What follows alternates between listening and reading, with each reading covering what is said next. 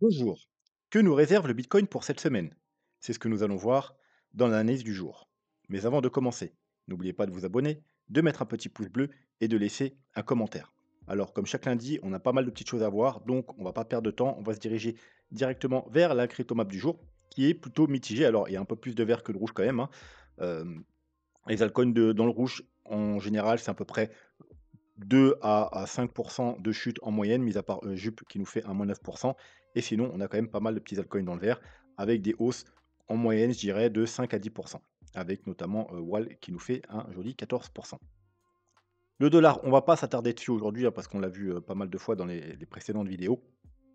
Donc simplement, on est toujours en train de consolider au-dessus de ce support et nous, ce qu'on veut, c'est continuer une chute, rejoindre ce point-là, pour, avoir potentiellement, eh bien, l'opposé sur le bitcoin, donc une belle jambe haussière et au contraire, ce qu'on veut pas, c'est remonter et faire des nouveaux plus hauts, hein. Comme je vous dis, on va pas s'attarder dessus aujourd'hui, on y reviendra peut-être dans la semaine. D'ailleurs, mercredi, je pense que pour, les membres exclusivement, on fera une analyse un peu plus, poussée du dollar sur le moyen long terme pour voir à quoi il faut se préparer. Voilà, et donc n'hésitez pas les membres à me donner, en commentaire des idées, de futures vidéos. Donc on passe rapidement également sur le CME futur pour les gaps. Donc un nouveau gap s'est ouvert, mais il a été aussi rapidement fermé qu'il s'était ouvert, hein. Donc vous voyez, donc du coup en daily, il apparaît même plus, il faut descendre en 4 heures pour le voir, vous voyez? C'est un gap qui était ouvert aux 84 000 tout simplement, hein, donc un gros gap, hein, de 82 500 jusqu'aux 84 000 qui a, directement été, clôturé. Voilà, hein, donc il a bien respecté les stats, hein. 80 de chance d'être clôturé dans les 2 semaines qui suivent l'ouverture du gap.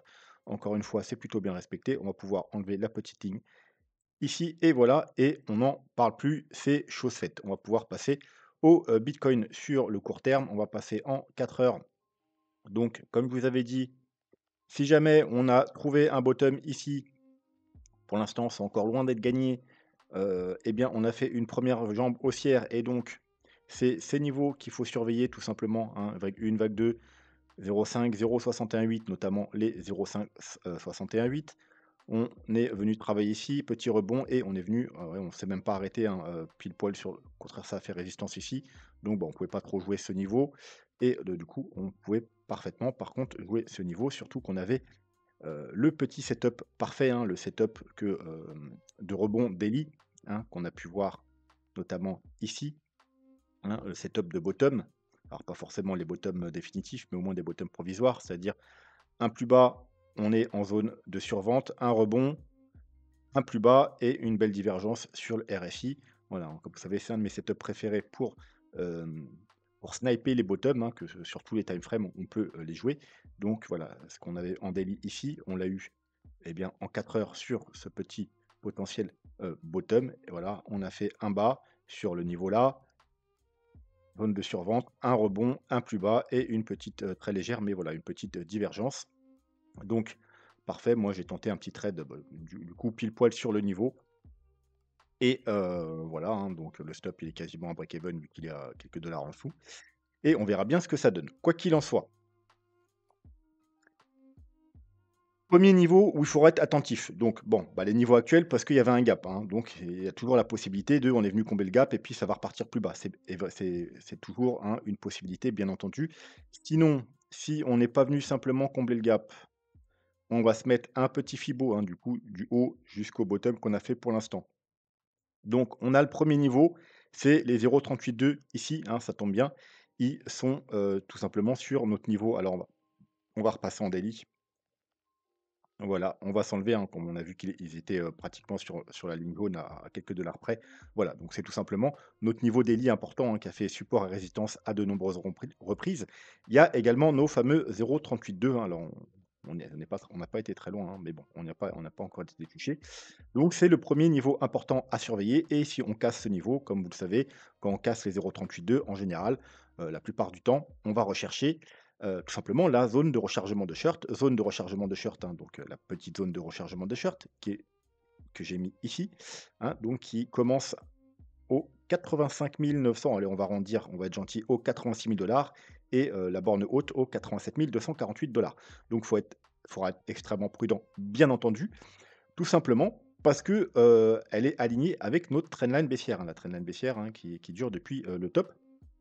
Donc, vous voyez que, hop là, si on casse ce niveau et qu'on vient là, on viendra pile poil dans la jonction entre la zone de rechargement de shirt et la trendline. Bien entendu, on pourra même faire une petite mèche au-dessus pour aller rechercher, le haut de la zone de rechargement de shirt et redescendre et pour aller faire des plus bas. Donc il faudra être extrêmement prudent, hein, bien entendu. Si on fait ça et puis pullback et on rebondit et ben, on pourra continuer par contre, à monter un peu plus haut pour poursuivre ce petit rebond. Voilà. Mais en tout cas, pour l'instant, eh bien, rien, n'est fait. On a, des petits signaux intéressants, notamment sur le RSI. Alors, en commençant par le daily, hein, on a une belle trendline baissière ici qu'on a cassée, heu, dans ce lors de ce on va se zoomer un peu. Voilà, lors de ce mouvement-là et là, lors de ce rebond, hein, c'est pour ça qu'aussi il y a un niveau intéressant à surveiller. On est parfaitement revenu faire un pullback. Vous voyez, hop, on l'a testé 1, 2, 3, 4, 5, 6, 7. On a d'ailleurs fait un premier pullback ici, hop, premier pullback ici, on a rebondi et un deuxième pullback. Voilà, donc là, c'était un bon niveau pour tenter, quelque chose. Maintenant, faut tenir et il faut recasser la médiane, hein, la petite ligne orange là, la moyenne mobile, on va dire, du RSI. Et voilà, donc tant qu'on tient ça, et qu'on vient pas faire de plus bas, on peut espérer aller rechercher, bah, au minima ce niveau-là et si on casse, bon, bah, là, on verra ça dans l'analyse un peu plus long terme, mais on pourra continuer ce petit, rebond tout simplement. Voilà et par contre, bien entendu, hein, si on vient casser ce niveau-là et qu'on réintègre, et bien, c'est plutôt bearish et là, je parle de cassure daily, hein, heu, on pourrait tout à fait, hop, voilà, revenir, tester une fois, voir faire, des petites mèches en dessous, et puis repartir à la hausse. Mais, voilà, il faut tenir ce niveau en daily parce que si vous voulez qu'on ait trouvé un bottom ici, eh bien, vous savez qu'il y a de venir en dessous ce niveau, donc des 80 000 on est, pour une vague 2 on est dans l'ordre des 15-20 maximum, hein. Donc on a 15-20 que ce soit une vague 2 si on vient en dessous ce niveau. Voilà, donc nous on préfère viser, heu des statistiques aux 80 70. Donc, quand on n'a que 15-20 de chance, de finir une vague de là-dedans, on préférait ne pas casser ce niveau parce que les probabilités du coup qu'on ait trouvé un bottom ici, eh bien diminueront fortement. Voilà, allez, on va passer avant de passer sur l'analyse plus long terme, on va, rapidement, je vous rappelle que si vous voulez soutenir la chaîne, vous pouvez faire des petites donations directement en crypto-monnaie, hein, vu qu'on est dans les crypto-monnaies, ça tombe bien. Vous pouvez utiliser les liens d'affiliation que, c'est que des plateformes que j'utilise personnellement pour trader ou pour investir et sur les cryptos et également Trade Republic pour vous diversifier, pour investir sur les marchés traditionnels qui, pour moi, Trade Republic est la meilleure plateforme pour, investir sur les marchés traditionnels. Vous pouvez également faire une petite donation via le petit, merci qui est ici à partir de 2 € et voilà, vous pouvez mettre la somme que vous voulez et bien entendu, pour moi, la meilleure moyen de soutenir la chaîne financièrement, c'est tout simplement de rejoindre la chaîne, devenir membre et il y a 4 paliers de 2,99 à 14,99 et à partir du deuxième palier, donc de 4,99, vous avez droit également aux vidéos. Alors, dans chaque palier, vous avez des petits bonus, hein. Vous avez qu'à il suffit de lire, ce qui a marqué et à partir du deuxième palier, vous avez accès aux vidéos réservées aux membres. Voilà et bien entendu, si vous voulez soutenir la chaîne, heu, sans, débourser un seul petit, dollar, il vous suffit pour ça, de vous abonner, de mettre un petit pouce bleu et de laisser un commentaire, c'est déjà énorme. Voilà et je vous en serai très reconnaissant. Allez, on va passer à l'analyse weekly. Weekly, 3 jours, hein, vous savez qu'on fait un peu les 2. Donc on va commencer par le RSI. On l'a vu en daily, on a cassé, une petite trendline pullback et il faut maintenir ce niveau. Sur le, alors on va peut-être se mettre en 3 jours. Hop là, hop là, voilà. Sur le 3 jours, donc bon, voilà, on le remettra après pour le weekly. On a également une trendline baissière. On a cassé la petite moyenne mobile du RSI. On est également sur un pullback, mais par contre, on n'a pas cassé la trendline, hein. Donc, bien entendu, il faudra casser la trendline pour espérer continuer ce mouvement. En 3 jours, on peut voir aussi que on a une sorte de range, même si vous voyez que on a un gros niveau, un gros range ici, même si on s'en est, on s'en est sorti fortement à la baisse ici, hein. D'ailleurs, quand ça a cassé, on a une forte chute. On l'a réintégré. Vous voyez que les 1, 2, 3, 4, 5 dernières bougies, on est dans ce range, hein. On était ici aussi ici, hein, dans ces 3 bougies. On a fait une grosse mèche, mais on a clôturé. Une mèche, mais on a clôturé Et là, c'est pareil, on a fait une petite mèche et là, encore une fois, petite mèche et on essaie de réintégrer. Donc ce qui serait bien, eh bien, c'est de ne pas reclôturer sous ces niveaux, donc les 83 000 en, 3 jours et surtout pas confirmer parce que du coup, il y a des chances que, voilà, comme ici, on reparte, à la baisse et au contraire, on veut casser ce niveau, hein, donc bien entendu, il y a la trendline à s'affranchir, d'abord et voilà, mais si on casse ce niveau ensuite, en 3 jours, hein, casse sur 3 jours, eh bien, on sera très bien parti pour continuer le mouvement. On aura également probablement cassé cette petite trendline et on va pouvoir avoir, enfin un, joli rebond digne, de ce nom. Bien entendu, c'est du 3 jours, donc ce sera juste un rebond. Il nous faudra, pour espérer aller faire des plus hauts, au moins, avoir des signaux, weekly. Donc on va pouvoir replacer la petite trendline en weekly.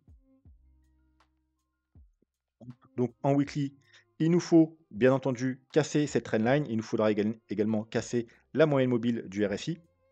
Donc elle est en chute, elle va probablement se rapprocher dans les jours, semaines qui viennent de, la trendline pour, comme les fois précédentes, vous voyez, hein, les fois précédentes, à chaque fois, elles étaient plutôt bien alignées au final et alors, je me rappelle, hein, la dernière fois que ça s'est produit, on l'avait surveillé attentivement parce qu'elles étaient vraiment bien, vous voyez, bien coordonnées. Les 2, on avait une très belle trendline, la moyenne mobile alignée et on a surveillé attentivement le point de cassure. On a eu le point de cassure ici exactement sur cette bougie, confirmation qu'on allait, on avait des chances, des fortes chances de, reprendre la hausse et puis ça a pas loupé. On a eu une belle, jambe haussière, hein. On a cassé pile poil ici, on a fait un petit pullback et puis hop, c'est parti.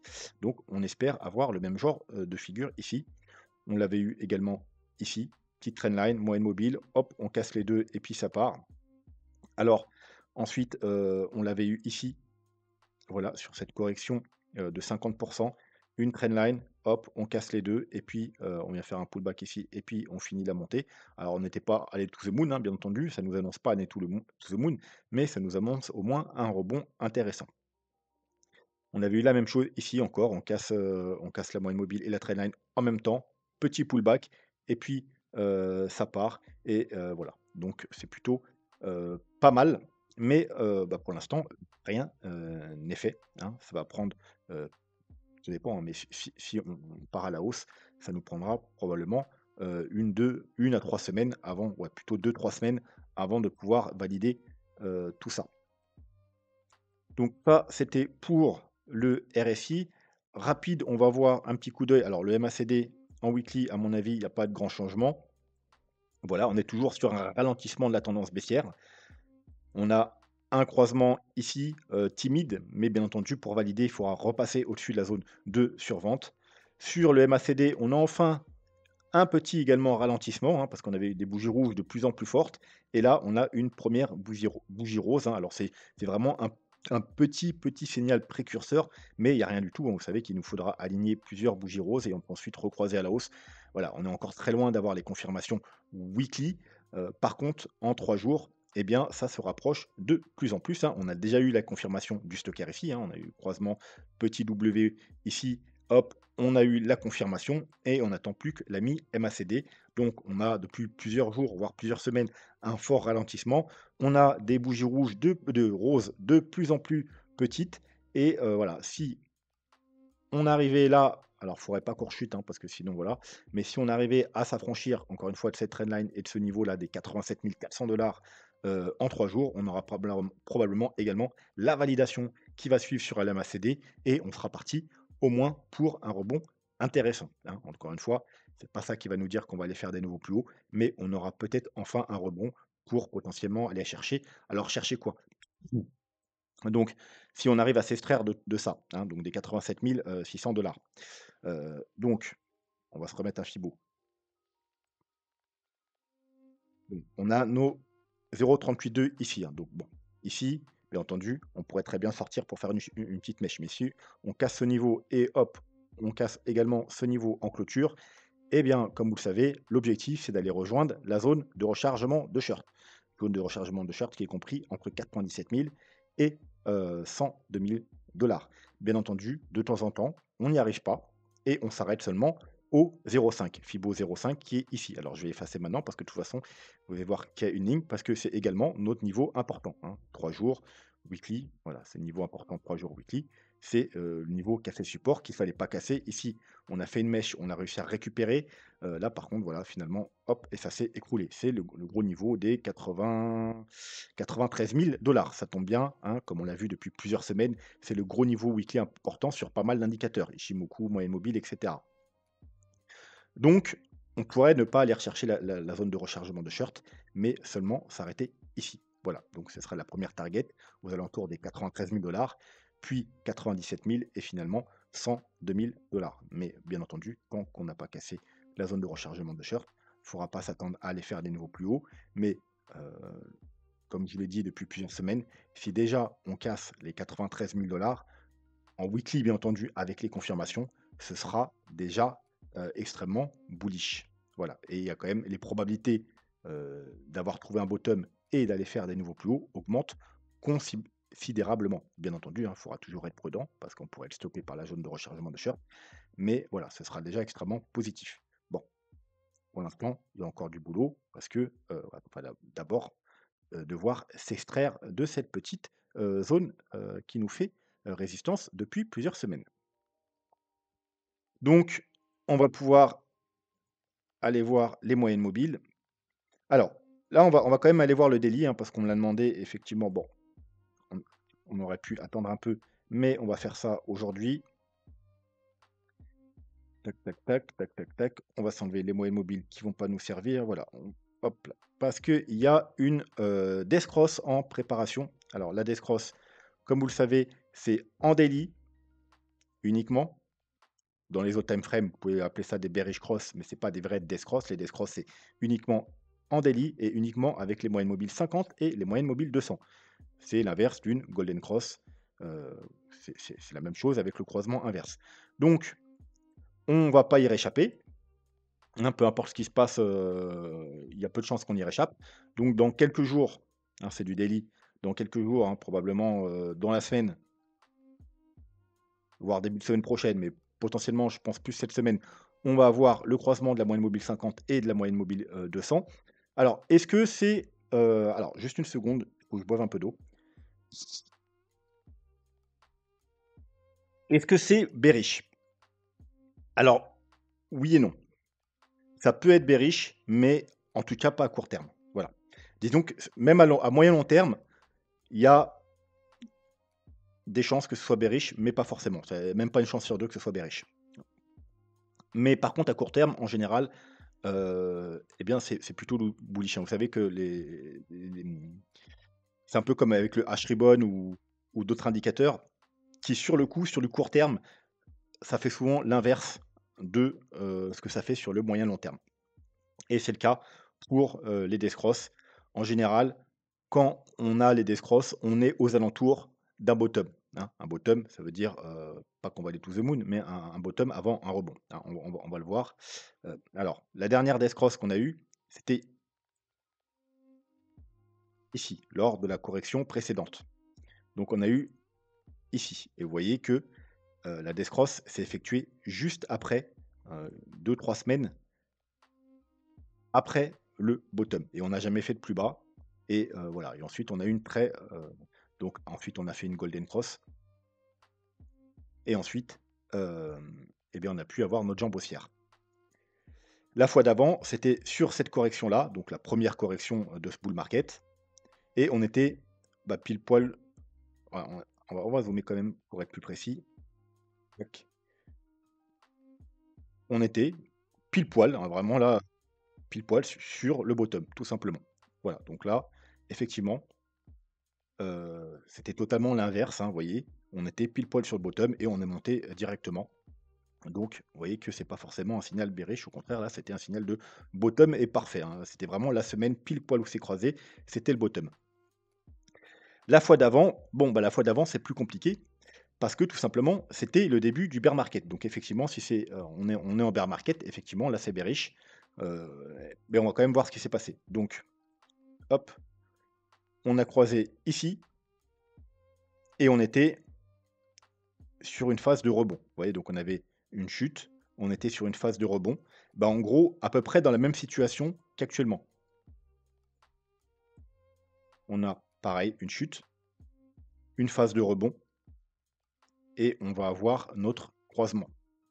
Heu, donc effectivement, si on est en bear market, il y a des chances, malheureusement, qu'on suive, bah, ce scénario, hein, puisqu'on est exactement dans le même cas de figure, c'est-à-dire une petite chute comme ça, un rebond, le croisement et ensuite, bon, bah, alors on a quand même eu un gros rebond par la suite, hein. Vous voyez, juste après, on a trouvé quand même un bottom. Comme je vous dis, la plupart du temps, quand on a ça, que ce soit juste avant, pile poil ou juste après, on a souvent un bottom et un rebond après. Donc là, on a eu un gros rebond, hein, juste après, dans les semaines qui suivent.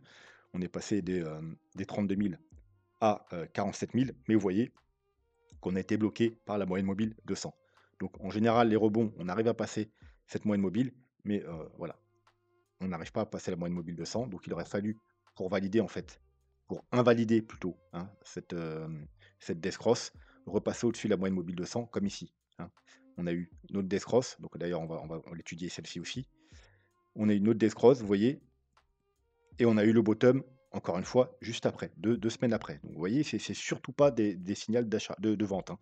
Au contraire, on sait que quand on a ça, un petit peu avant, pile poil ou un petit peu après, hein, donc aux alentours, hein, dans les semaines autour, on a un bottom et voilà, on a eu le bottom juste après et ensuite on a pu avoir un joli rebond. Donc on a repassé la moyenne mobile 50 et puis là, on a réussi à repasser au-dessus de la moyenne mobile 200 et on a pu avoir, poursuivre ce rebond. Celui-là, on va l'enlever toujours parce que bon, on peut quand même voir, hein, parce que vu que c'est le truc du Covid en général, voilà. Mais d'ailleurs non, le cross s'est fait là, voilà et encore une fois, vous voyez que, on avait déjà fait le bottom, voilà. Donc on avait fait le bottom depuis quelques semaines. Alors non daily, pas tant que ça en fait, pas que ouais, peut-être deux. J'ai pas compté les bougies, mais peut-être 2 3 semaines après, on avait déjà fait le bottom. Donc voilà, on pourrait être dans ce cas de figure, qu'on ait déjà fait le bottom vu qu'on a déjà fait un point bas. Et puis on a pu poursuivre le rebond. Donc vous voyez, en aucun cas, c'est un signal, de vente. On avait ici aussi et bah, c'était parfaitement le bottom, vous voyez? Encore une fois, on était sur les points du bottom. Donc souvent, ça nous marque des bottoms. Là, c'était le bear market, donc c'est bien aussi de le voir en bear market parce que là, on ne sait pas encore si on est en bear market ou on est toujours dans le bull run et et bien, on avait eu un petit rebond. Vous voyez qu'en bear market, on est souvent sur le même cas de figure, hein. Et ensuite, on a quand même un bottom et un rebond. On a exactement le même cas de figure dans les 2 scénarios, hein, de bear market. C'est-à-dire, on a un petit rebond, je l'ai perdu. On a un petit rebond, ensuite on vient faire un plus bas et ensuite, heu, notre gros rebond, mais malheureusement ensuite ça tient pas. Donc il y a quand même des chances, vu qu'on est dans ce cas de figure du rebond et alors si on vient faire un plus bas bien entendu, donc si on devait avoir là une chute et faire un plus bas, eh bien, il y a des chances qu'ensuite on ait un rebond, un joli rebond pour justement revenir chercher, les moyennes mobiles, hein, probablement on alors, il faut que je lui dessine ça, tac tac. Celle-là, vous voyez, hop, va descendre comme ça. En plus, ça tombe bien, elle est bleue et celle-là, elle va monter comme ça. Hop, hop, on va la mettre en bleu. Ouais, j'ai dit bleu, mais c'est orange, hein, vous avez compris. Donc, si on devait avoir le même cas de figure et qu'on devait alors le croisement, il est là, voilà, hop, peu importe ce qu'on fait en attendant, puis qu'on devait rechuter, voilà, trouver un point bas aux alentours. Eh bien, après, on aura probablement un rebond où on récupérait, comme à chaque fois, la moyenne mobile 50, mais si on est en bear market, la moyenne mobile 200, elle va bloquer et heu, ce sera le moment où, hein, si on a un scénario-là qui se déclenche, il faudra extrêmement prudent, vous protéger parce que, si on n'arrive pas alors si on passe au-dessus, très bien, dans ce cas-là, on annule et on pourra potentiellement repartir à la hausse, mais si on est bloqué et qu'on repart par le bas, eh bien, on va probablement, rentrer, en bear market comme les 2 fois où ça s'est produit, dans les 2 précédents bear market. Voilà, donc pour conclure avec ça, donc non, c'est, rarement bearish court terme, hein et quand c'est même quand c'est bearish court terme, eh bien, souvent, juste après, il y a quand même un gros rebond. Donc, de toute façon, dans tous les cas, enfin, du moins, vous pouvez remonter dans le passé, il y a toujours aux alentours de ce croisement, eh bien, un gros rebond. Voilà. Donc Des fois, on est déjà dedans, c'est-à-dire le bottom, il a déjà eu lieu. Des fois, on est pile sur bottom et des fois, eh bien, on a effectivement, on pourrait faire un petit point bas, mais ensuite, on aurait notre gros rebond. Mais dans ce scénario-là, il faudra être très prudent si on n'arrive pas à récupérer la moyenne mobile 200 parce qu'effectivement, on pourrait être dans le scénario de bear market. On va aller voir en 3 jours parce que ça tombe bien en 3 jours aussi. On a, alors en 3 jours, en 3 jours, en 3 jours, qu'est-ce que je voulais vous montrer en 3 jours? Hop là, voilà, bon. Donc en 3 jours, c'est avec d'autres moyennes mobiles, mais c'est à peu près la même histoire. Donc je vais garder celle qui m'importe pour cleaner un peu l'écran. Merde, excusez-moi, j'ai pas gardé les bonnes. Donc il faut que j'enlève la 200 et la 100. Voilà, pour garder la 50 et la 21. On a eu un croisement, vous voyez, bearish sur la 50 et la 21. Et si on regarde ce qui s'est passé également les fois précédentes, eh bien, alors dans la correction d'avant, oui, on a quand même quelque chose de similaire, c'est-à-dire on a un premier top, une correction, un deuxième top, et puis ensuite une chute, un premier top, une correction, un deuxième top, et ensuite une chute. Et là, vous voyez on pourrait très bien être, être justement quelque part là-dedans. Donc on pourrait très bien faire ça et ensuite faire un plus bas, voilà. Donc, bon, bref, là, qu'est-ce qui s'est passé? Après le croisement, eh bien, on était justement dans un rebond, et ensuite on est venu faire un plus bas et repartir ensuite.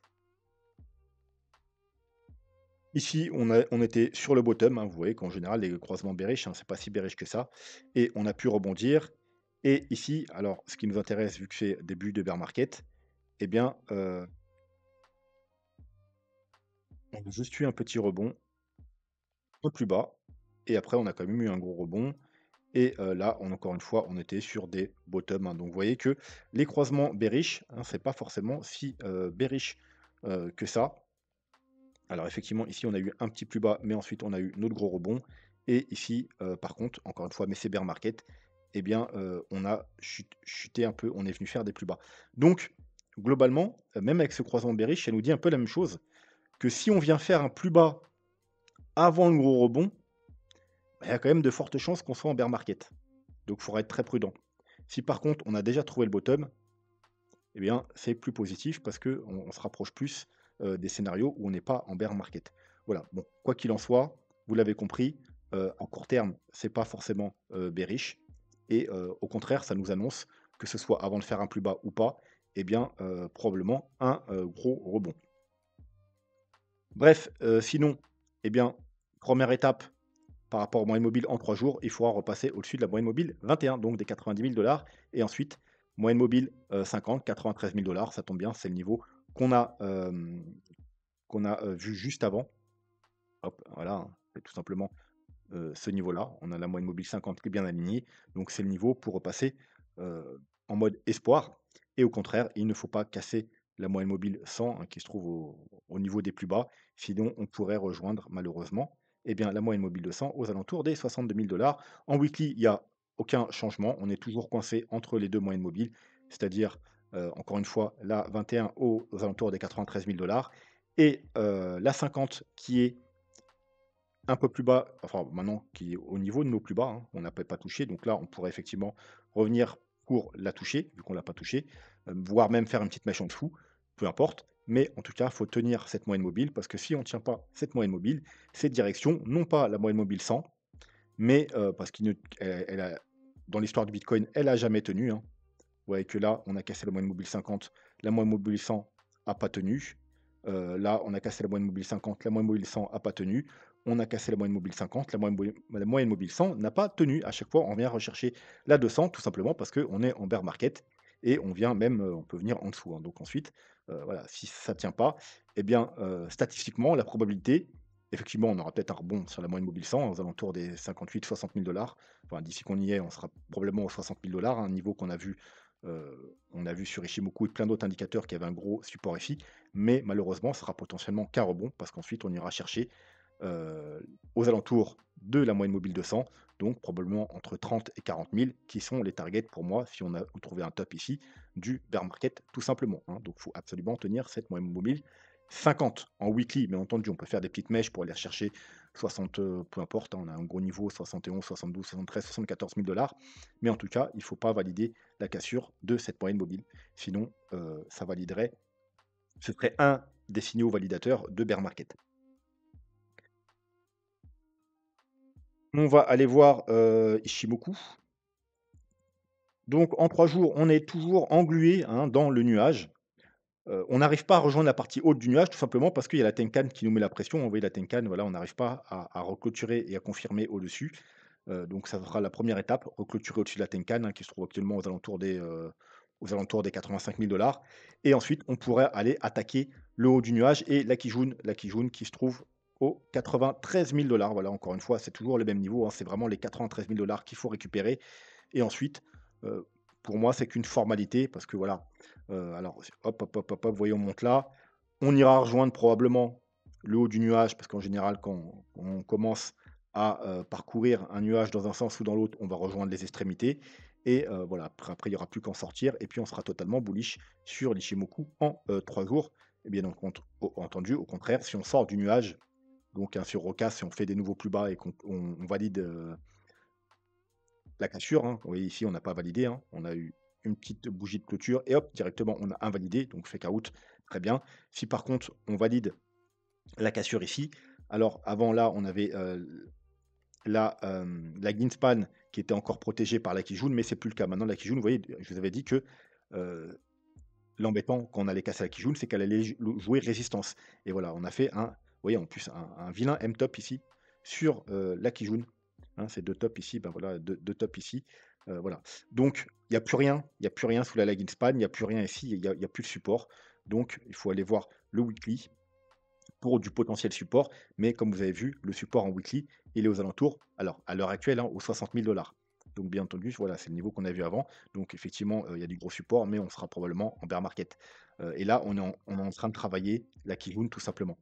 Donc voilà, on s'en énoille pas, on la travaille, donc ça c'est positif.